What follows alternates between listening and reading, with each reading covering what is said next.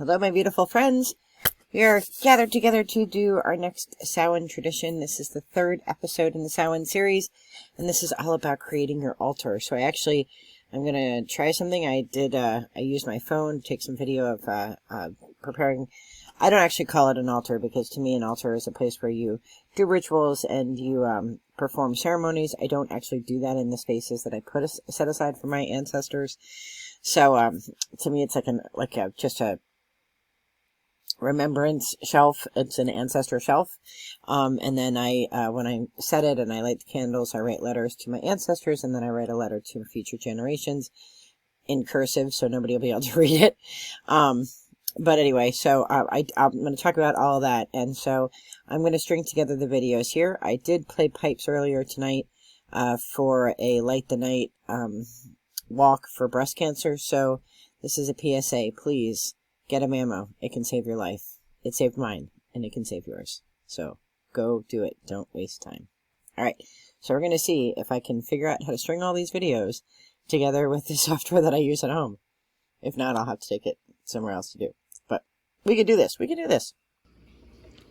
Hello, my beautiful friends.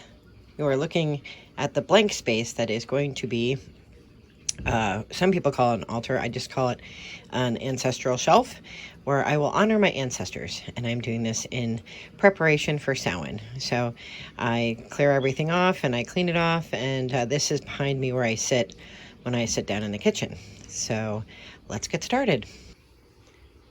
So the first thing I do is I lay down this particular cloth. This is extra material from my family kilt that was cut.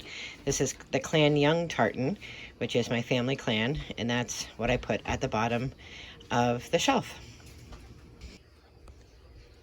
So you see I have the window open, and that's to allow my ancestors to come in and out as I prepare this space to remember them. Normally I would play music, but it doesn't work well when I'm on the phone, I'm recording from my phone. But you'll see that I picked pine cones. They're on either end. And fun fact about pine cones is that they continue to live after they fall from the tree. So if you get them wet, they shut down. They completely close long after they've fallen from the tree. So they never quite die. Pine cones kind of live forever. So until they disintegrate. Then I have a Lord's Prayer candle, and I have a tree that I made that just reminds me of my family tree. And then I have some crystals. I have a heart, 2 hearts, just to remind me of the love that I have for my family. I do keep this shade down and the window closed, obviously, in the winter, but I keep it up high enough so that I can see this, to see these things. So next I put things that remind me of my mom and my dad. So the picture in the center is my father's family. My dad is the wee tot in the lower left corner with the black hat on. Our family makes apple butter every year and has done so for 150 years or so now. The aloe plants remind me of my mom because my mom was a tremendous cook, and she always kept an aloe plant. She swore by them. I don't know if you can see there's just a branch that reminded me of antlers. It reminds me of my dad because my dad liked to go hunting. So this is for my parents. And you'll see I have a selenite wand there to protect the whole space and to keep the energy clean in the space. And finally, I finished up. So you can see I've put mortar and pestles at both ends. I put some more plants. I have some crosses, more crystals, more candles, and really just things that remind me of the people that I love. It both represents the living, people with whom I live, and also people who have passed over.